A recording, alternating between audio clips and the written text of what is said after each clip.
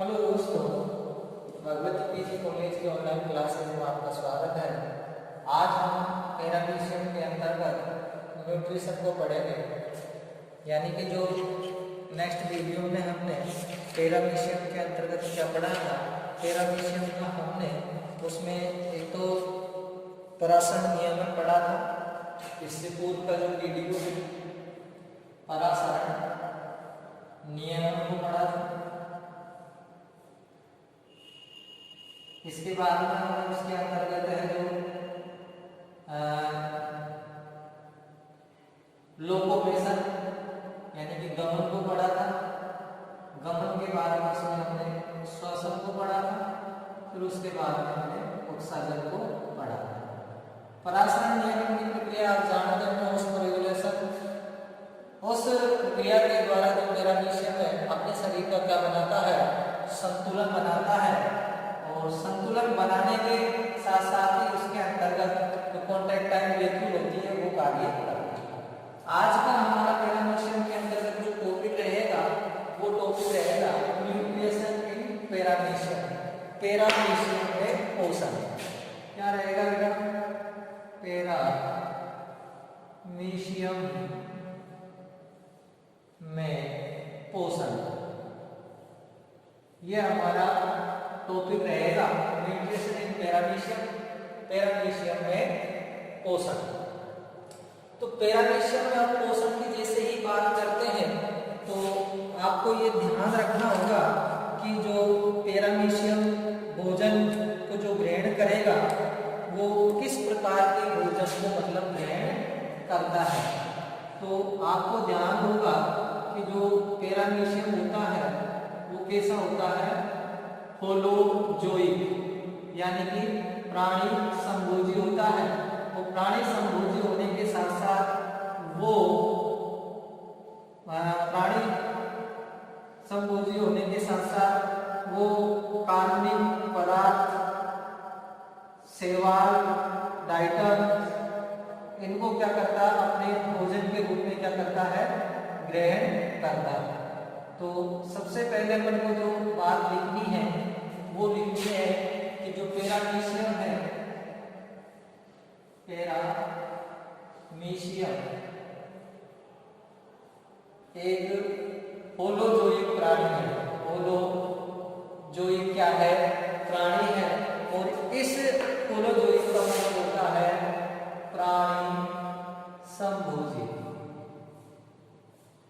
तो अपने भोजन के लिए के अंतर्गत वह कोशिकीय शैवाल को है, प्रोटोजोआ है, यानी कि इसको कहेगा कोशिकीय शैवाल,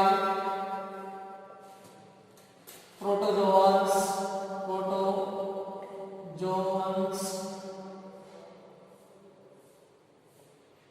अंश और बैक्टीरिया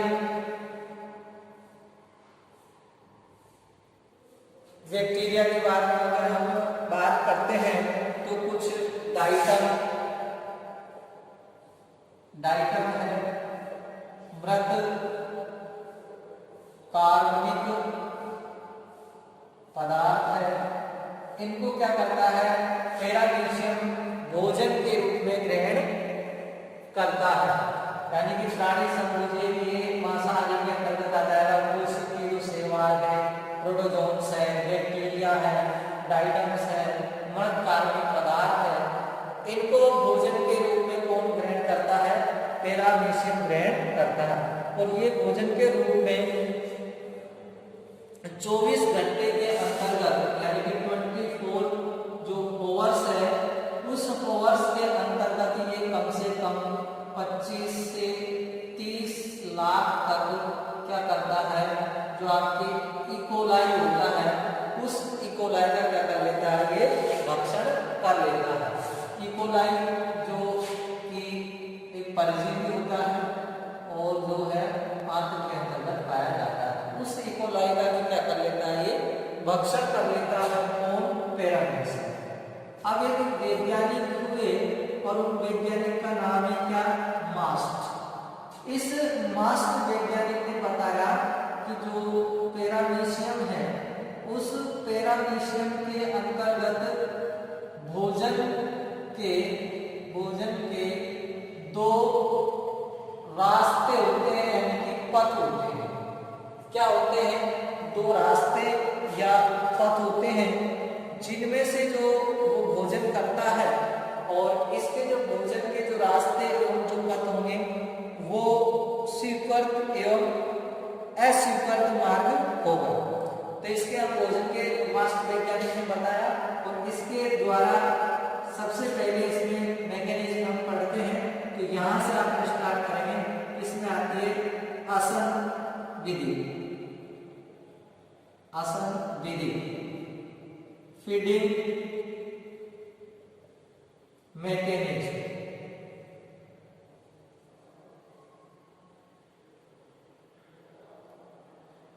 फीडिंग मैकेनिज्म की हम जैसे ही बात करते हैं तो इसके अंतर्गत क्या है, पैरामीशियम जो अपना भोजन है वो किस प्रकार से ग्रहण करता है या ग्रहण नहीं कर पाता है। तो फीडिंग मैकेनिज्म के अंतर्गत पैरामीशियम जो भोजन करेगा कि इसके अंतर्गत ये चयनात्मक भोजी होता है। कैसा होता है? चयनात्मक भोजी होता है, यानी कि ये जो सिलेक्टिव पदार्थ होते हैं या सिलेक्टिव जो भोजन होता है उसको ही ग्रहण करता है। यानी कि चयनात्मक भोजी के अंतर्गत ये है जो केवल छोटे भोजन के कण होते हैं, छोटे भोजन के जो कण होते हैं उनको क्या करता है, ये ग्रहण करने का कार्य करता है। उसके बाद में जो बड़े भोजन के कण होते हैं उनको क्या करता है, ये ग्रहण नहीं करता। इस क्रिया को देखकर वैज्ञानिक जो मास्ट है उस मास्ट ने पैरामीशियम के भोजन के दो रास्ते बताए हैं। फर्स्ट जो रास्ता है उसका नाम है स्वीकृत मार्ग। स्वीकृत मार्ग की हम जैसे बात करते हैं तो उसको सलेक्शन पथ के नाम से जानते हैं। अब इस सिलेक्शन पथ के अंतर्गत आप जैसे देखेंगे, आपको ये डायग्राम दिखाई दे रहा होगा, और इस डायग्राम को हम क्या करते हैं, पूर्ण करने की जैसे ही कोशिश करते हैं। तो इसके अंतर्गत ये तो आपका ओरल मुख खांच है, ये मुख खांच, ये आपके पास क्या है, खाद्य धानी, फूड वैक्यूल है, यानी कि खाद्य धानी है। और इस खाद्य धानी के बाद में ये आपका यहाँ मुख उपकरण है, मुख पार्टस मुख उपकरण है। और यहाँ इस प्रकार से रचना साइटोप्लेज्म, इसे कोशिका गुदा के नाम से भी जाना जाता है। अब आप ध्यान देंगे सिलेक्टिव यानी कि स्वीकृत मार्ग है, और ये रिजेक्शन यानी कि अस्वीकृत मार्ग। अब पैरामीशियम कहाँ पाया जाता है? जल के अंदर पाया जाता है। अब ये चारों तरफ क्या है, जल है, ये चारों तरफ क्या है, वही इसके अंतर्गत जल है। अब इस जल के अंतर्गत जैसे ही जल धाराएं होती है, अब उन जल धाराएं कहाँ जाती है, इसकी मुख खांच में।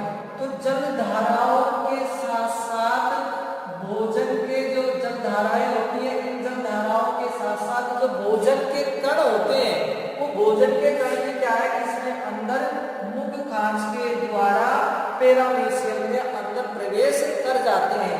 लेकिन यहाँ क्या होता है, मुख खांच में ही ये जो भोजन के कण होते हैं, इनमें से छोटे भोजन के कण होते हैं, ये सेलेक्टिव यानी कि इन भोजन कणों को तो आगे साइटोफेरिक्स कोशिका ग्रसनी में आगे बढ़ा दिया जाएगा, वो कोशिका को में जाके खाद्य धानी से कन्वर्ट हो जाएंगे। और जो बड़े भोजन के कण होते हैं उनको यहाँ से इस प्रकार से निकाल दिया जाता है। तो ये क्या है, सेलेक्टिव पद है, और ये रिजेक्शन पद है। तो इस प्रकार से पैरामीशियम में जो भोजन है उस भोजन के अंतर्गत जो दो बार है स्वीकृत मार्ग, और बी वाला कौन सा है, अस्वीकृत मार्ग। अस्वीकृत मार्ग को विजेशन पथ के नाम से जाना जाता है। तो दोनों ही आपके बात में समझ में आ गई होगी। अब यहाँ से भोजन क्या पहुंच गया है, पैरामीशियम के अंदर पहुंच गया। अब हम पैरामीशियम के अंदर जैसे पहुंचेगा तो पैरामीशियम में कराने जा रहे हैं अब हम पाचन। अब इस डायग्राम का अपना कोई महत्व नहीं है। तो अब अपन जैसे ही पाचन करेंगे तो ये जो आपके सामने डायग्राम दिखाई दे रहा है, इस डायग्राम पर आप ध्यान देंगे।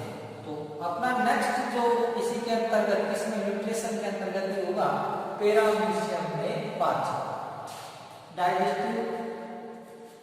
डाइजेशन इन पैरामीशियम,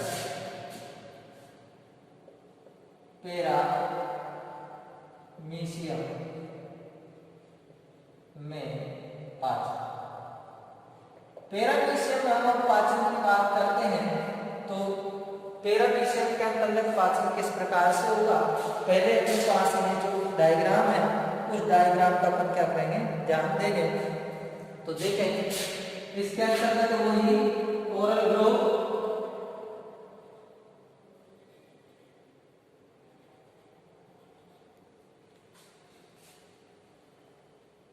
इसके बाद में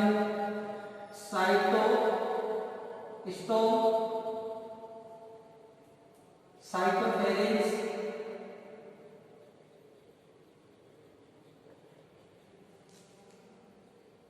फूड वैक्यूल,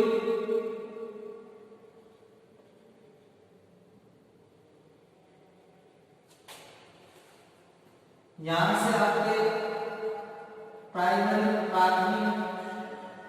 लाइसोसोम,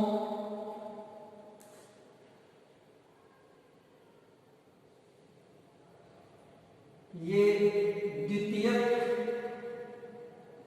लाइसोसोम,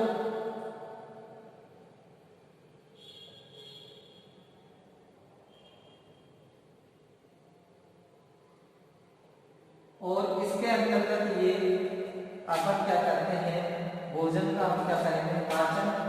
ये तो क्या है हमारे पास अपशिष्ट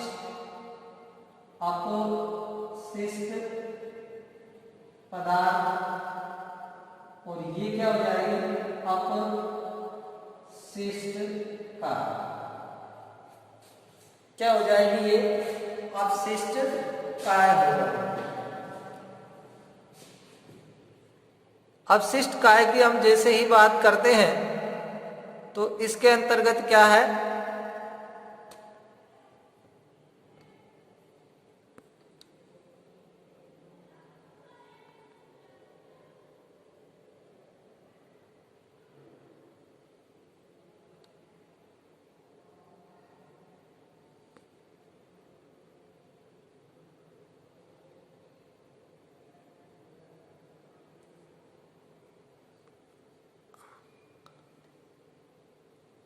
अपशिष्ट काय की हम जैसे ही बात करते हैं तो ये अपशिष्ट पदार्थ इसके अंतर्गत होता है और ये अपशिष्ट काय हो जाती है। अब यहाँ से हम जैसे ही बात करेंगे तो पैरामीशियम के अंतर्गत जो पाचन है उसकी हम क्या करेंगे, बात करने जा रहे हैं। तो देखो सबसे पहले अपन पढ़ के आएंगे यहाँ से, जो जलधारा है वो छोटे भोजन के कण, छोटे भोजन के कण, छोटे जो भोजन के कण होंगे वो जलधारा के साथ, कहां से आते हैं, वो जलधारा के साथ, उनको सिलेक्टिव जो पथ होता है, स्वीकृत मार्ग होता है, वहां से क्या कर लिया जाता है, चयन कर लिया जाता है, और वहां से वो जो चल जाते हैं ओरल ग्रोथ, यानी कि मुख खांच, और मुख खांच से जो आगे कण होता है वो होता है इसमें मुख गुहा, यानी कि वकल केविटी के अंतर्गत जाता है। मुख खांच और मुख खांच से पहले इसके अंतर्गत जो दरार संरचना होती है, प्राधान, वेस्टिब्यूल, प्राधान, वेस्ट ये वेस्टिब्यूल जहाँ ये जो संरचना होती है, घासनुमा जो संरचना होती है यानी कि चौड़ी जो संरचना होगी उसको प्रगाढ़ के नाम से जाना जाता है। तो प्रगाढ़ और प्रगाढ़ से फिर जाती है बकल केविटी यानी कि मुख गुहा, मुख गुहा, और मुख गुहा से जो आगे की ओर जाने वाली जो संरचना होती है वो होती है आपके पास साइटोफेरिंक्स यानी कि मुख ग्रसनी, मुख वो साइटोफेरिंक्स कोशिका ग्रसनी, कोशिकीय ग्रसनी। अब इस कोशिकीय जो ग्रसनी है इससे फिर जा जाता है कोशिकीय मुख साइटोस्टोम, कोशिकीय मुख, और कोशिकीय मुख से जो भोजन होता है वो पहुंच जाता है आपके पास खाद्य धानी, फूड वेक्यूल, खाद्य धानी में चला जाता है। तो ये क्या है, इसका भोजन का पथ है। ये इस प्रकार से अब जैसे आपने देखे मान लीजिए यहाँ पर क्या था सिलेक्टिव पथ और यहाँ पर क्या था असिलेक्टिव पथ। सिलेक्टिव पथ से भोजन के कण ओरल ब्लोर यानी कि जो मुख्य खांच से ये फिर दरार आगे जो संरचना होती है वो प्रगाढ़ से फिर मुख गुहा, और मुख गुहा से फिर ये पहुंच जाता है आपके साइटोफेरिंक्स और साइटोस्टोम, यानी कि जो साइटोस्टोम होगा सॉरी वो रहेगा नीचे और साइटोफेरिंक्स है वो रहेगा ऊपर। इनको साइटोफेरिंक्स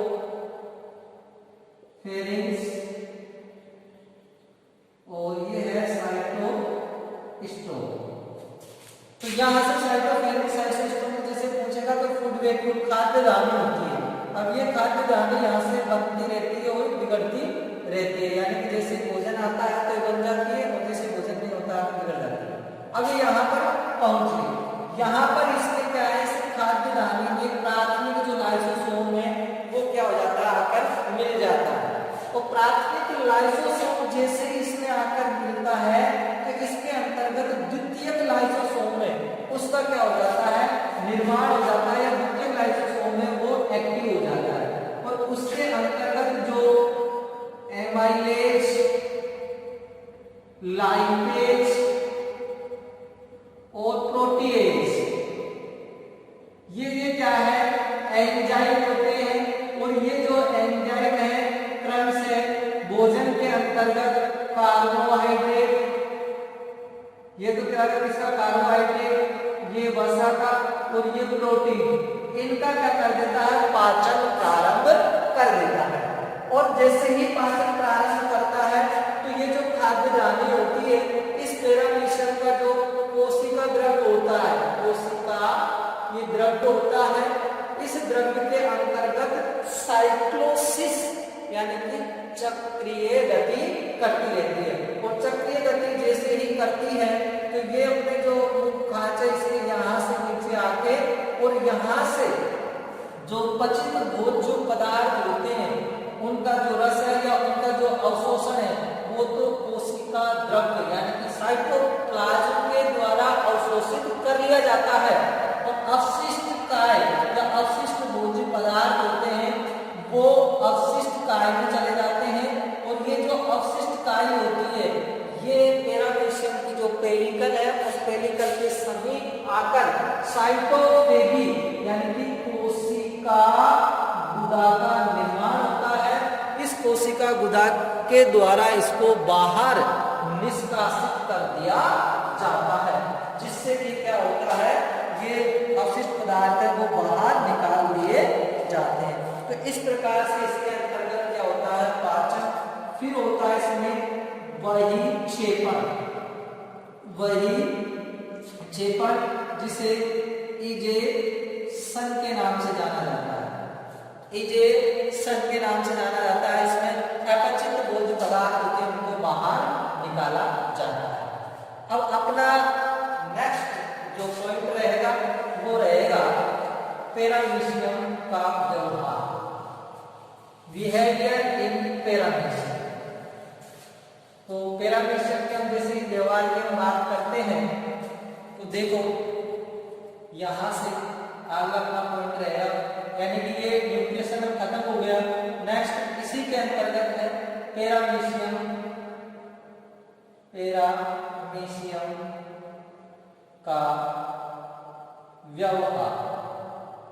व्यवहार की हम बात करते हैं तो देखेंगे बिहेवियर इन पैरामीशियम।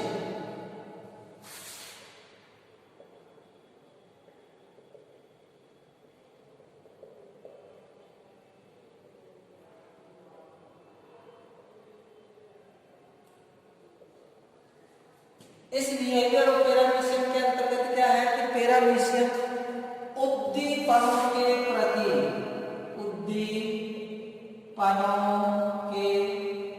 प्रति होने वाली अनुक्रिया को दर्शाता है।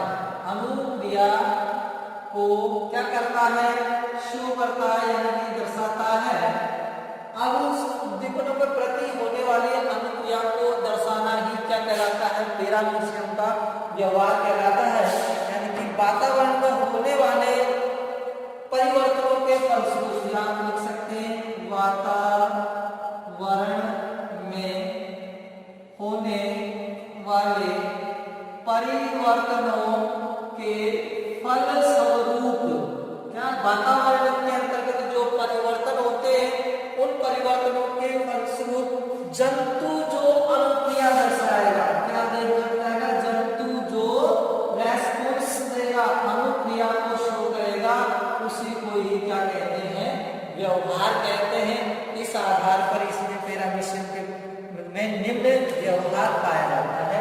जैसे फर्स्ट हम बात कर लेते हैं प्रकाशानुचलन। क्या है प्रकाशानुचलन, फोटोटैक्सिस। इस फोटोटैक्सिस के अंतर्गत क्या होता है कि जो प्रकाश है उस प्रकाश के प्रति जो पैरामीशियम होता है वो कैसा व्यवहार दर्शाता है। तो ये देखो आपके पास क्या है, अंधकार है और यहाँ क्या है, तेज प्रकाश है और यहाँ क्या है, सामान्य प्रकाश है। अब यहाँ सामान्य प्रकाश और तेज प्रकाश की हम जैसे ही बात करेंगे तो जो पैरामीशियम होता है वो क्या करता है, वो अपना जो व्यवहार है वो तेज प्रकाश और जो कि अंधकार होता है उसके प्रति कैसा करता है, तेज और जो अंधकार, तेज तो प्रकाश कर लेते हैं, तेज प्रकाश प्लस अंधकार, इनके प्रति नेगेटिव यानी कि ऋणात्मक गति करता है। यानी कि तेज प्रकाश अगर तेज अंधकार होगा तो सामान्य प्रकाश की ओर गति करेगा और तेज अगर प्रकाश होगा तो सामान्य प्रकाश की ओर गति करेगा। तेज अगर अंधकार तो सामान्य की ओर, तेज अगर प्रकाश है तो सामान्य की ओर। उसके बाद में है स्पर्शानुचलन।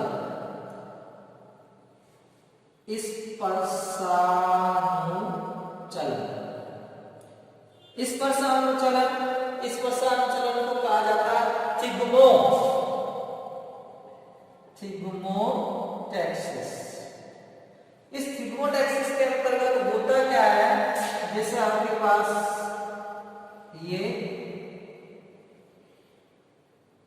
ये आपके पास क्या है भाई, पैरामीशियम है। अब ये जो पैरामीशियम होगा इसके अंतर्गत जो गति की अगर हम बात करते हैं तो जो कंकड़ वगैरह ये होते हैं, यानी कि अगर यहाँ ठोस पदार्थ है, क्या है, ठोस पदार्थ, और यहाँ क्या है, भोज्य पदार्थ। भोज्य पदार्थ एक तो क्या है भाई, ठोस पदार्थ, और एक क्या है भाई, भोज्य पदार्थ। अब पैरामीशियम क्या करेगा, भोज्य पदार्थ की तरफ तो धनात्मक गति करता है और ठोस पदार्थ की तरफ क्या करता है, ऋणात्मक गति करता है। नेक्स्ट पैरामीशियम के व्यवहार की अगर हम बात करते हैं तो वो है आपके पास रसायनुचलन।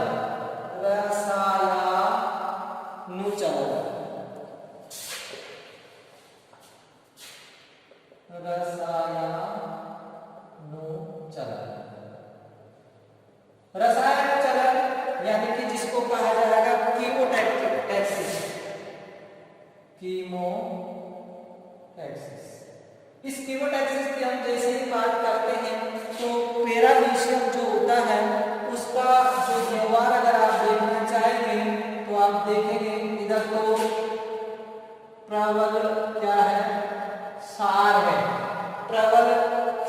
है या दुर्बल अम्ल है, दुर्बल अम्ल है।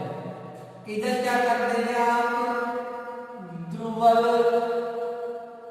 क्षार कर देंगे और प्रबल क्या कर देंगे, अम्ल कर देंगे। और यहाँ क्या रहेगा आपके पास, उदासीन। तो पैरामीशियम जो होता है प्रबल अम्ल और प्रबल जो क्षार है या दुर्बल अम्ल और जो दुर्बल क्षार है उनके प्रति ऋणात्मक गति दर्शाता है, ऋणात्मक रसायनाचरण को दर्शाता है। वो उदासीन जो माध्यम होता है उसमें रहना पसंद करता है। अगर इधर दुर्बल क्षार और प्रबल अम्ल है तो भी वो उदासीन की तरफ, इधर प्रबल क्षार और दुर्बल अम्ल है तो भी वो उदासीन की तरफ रहना पसंद करता है, उदासीन या अनलवणीय जल। उसके बाद आता है विद्युतानुचलन। विद्युतानुचलन की हम जैसे ही बात करते हैं तो जो पैरामीशियम होता है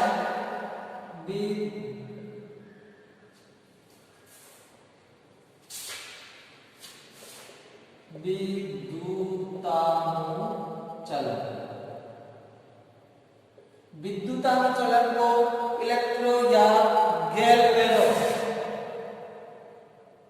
गैल्वेनोटैक्सिस, इस के अंतर्गत हम जैसे ही बात करते हैं गैल्वेनोटैक्सिस के अंतर्गत, तो ये पैरामीशियम का जो व्यवहार होगा ये माइनस और ये इधर क्या है, इधर माइनस है और उधर की साइड क्या है, प्लस है। इस माइनस को कहा जाता है कैथोड और ये कहा जाएगा आपके पास एनोड। ये दो इलेक्ट्रोड है इधर। अब यहाँ क्या है, पैरामीशियम है।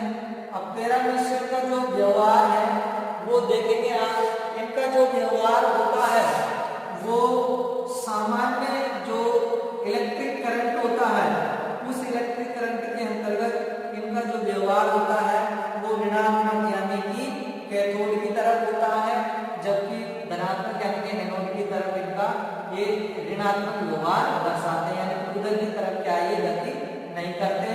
अगर ज्यादा ही इलेक्ट्रिक करंट होता है तो उसमें क्या है, ये नष्ट हो जाते हैं यानी जिंदा नहीं रह पाते। उसके बाद में देखेंगे एक और देखेंगे तापानुचलन।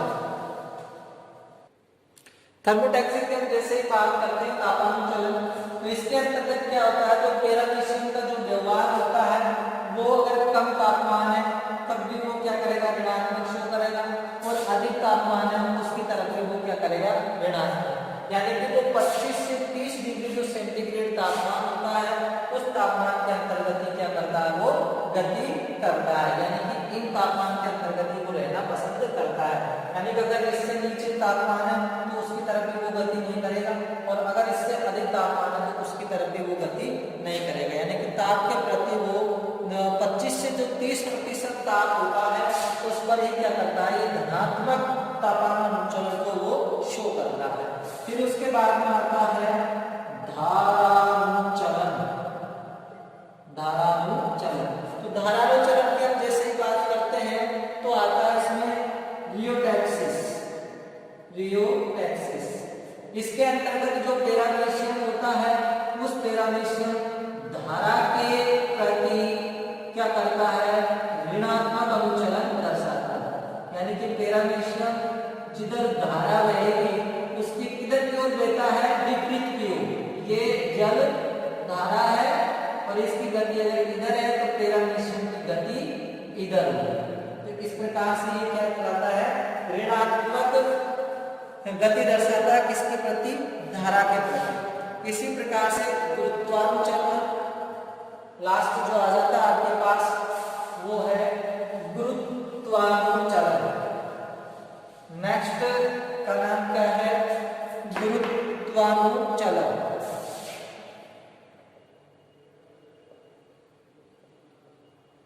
गुरुत्वानुचलन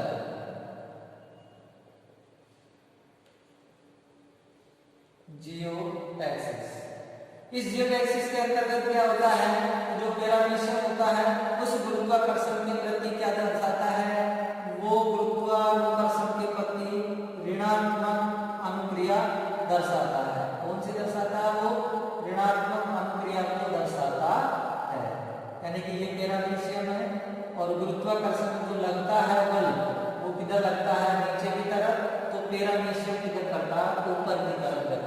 करता है।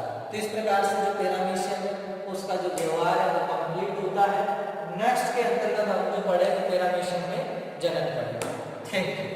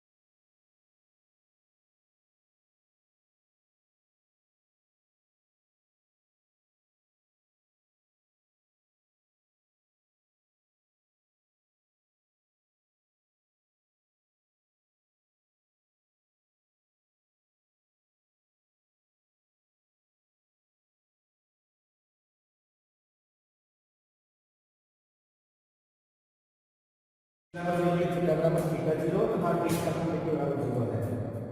तो समीकरण हमारे पास l d स्क्वायर टी का function T square plus theta बराबर 0, इसको लिखेंगे हम l d square plus g भाग थीटा बराबर 0। इसकी यही रहेगी d के स्थान पर लिखते हैं हम l m square plus g बराबर 0। m की घात 2 आ रही है, m के दो मान पर रखते हैं l m स्क्वायर बराबर माइनस g, m स्क्वायर बराबर माइनस g बटा l, m बराबर माइनस आ चुका, इसको g बटा l i का इसका लिखेंगे इसको n बराबर, तो इसका वर्गमूल लेंगे प्लस माइनस i बटा अंडर g बटा l। तो ये इस रूप में आ चुका है, तो n बराबर 0 प्लस माइनस अंडर g बटा l आएगा। अल्फा बराबर 0, बीटा बराबर अंडर g बटा l, इसका c1 बराबर e की power alpha x c1 cos beta x plus c2 sin beta x। एक बार अल्फा का मान 0 या x के स्थान पे आएगा 0 t, तो नीचे आ रहा है x का पता है यहाँ पे t आ रहा है, t लिखेंगे c1 t आ जाएगा,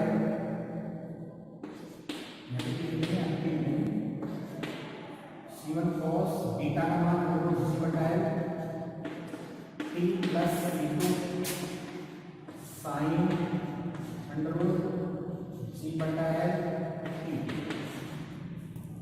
ये जो है थीटा बराबर क्या है, थीटा बराबर इसका मान ये हो जाएगा c1 cos under root g बटा l plus c2 sin under root g बटा l। अब इसमें एक शर्त है, इस शर्त का प्रयोग करते हैं हम,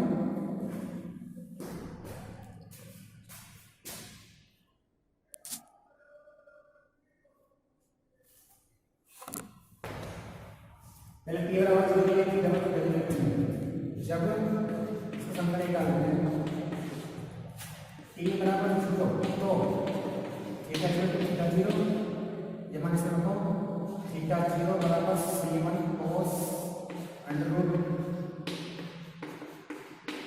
c2 sin under root g बटा l 0। ये sin 0 0 जाएगा, cos 0 का मान हो जाएगा, तो थीटा 0 बराबर c1 का मान थीटा 0 होता है, c1 बराबर थीटा 0। अब इसके बाद में सब सही रहेंगे, तो मान जो लिखेंगे तो d का मान बराबर 0 होना चाहिए, तो यहाँ पे थीटा बराबर है, इसका उपयोग करना पड़ेगा, d का मान कितना दिया है, इसका उपयोग करेंगे समीकरण 1 का उपयोग करने का।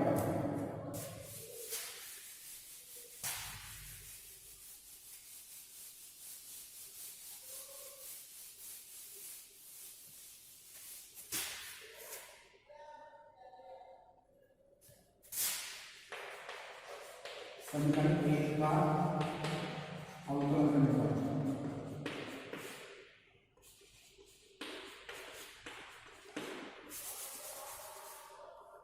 एक का अवकलन करेंगे, थीटा का मान t किया जाएगा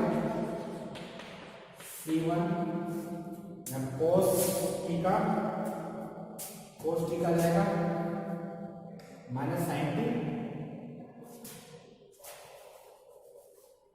cos t का मान माइनस sin t जाएगा, g बटा l आ जाएगा minus c1 under root g बटा l sin under root g बटा l t प्लस c2 का उपयोग करेंगे हम,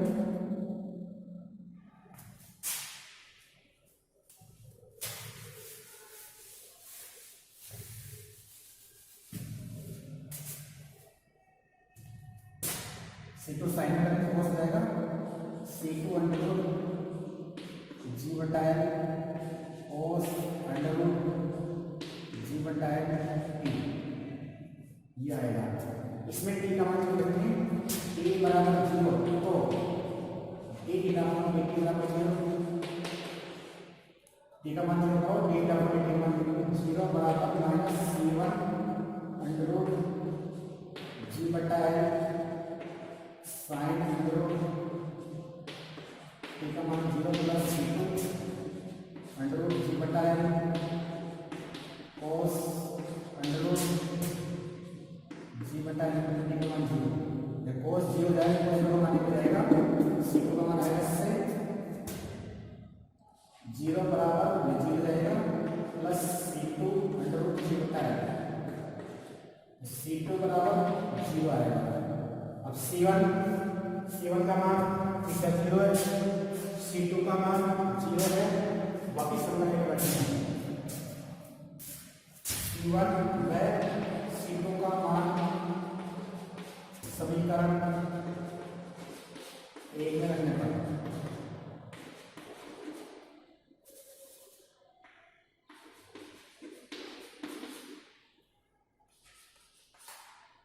तो थीटा है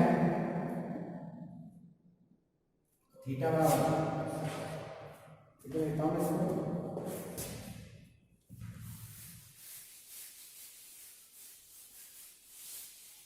C1 का मान तो थीटा 0 है, थीटा बराबर C1 का मान थीटा 0 कोस अंडर रूट जी बटा है टी प्लस C2 का मान 0 हो जाएगा। थीटा बराबर थीटा 0 कोस अंडर रूट जी बटा है टी, यही इसका आंसर है। इस प्रकार ये एग्जाम्पल पूरा होता है।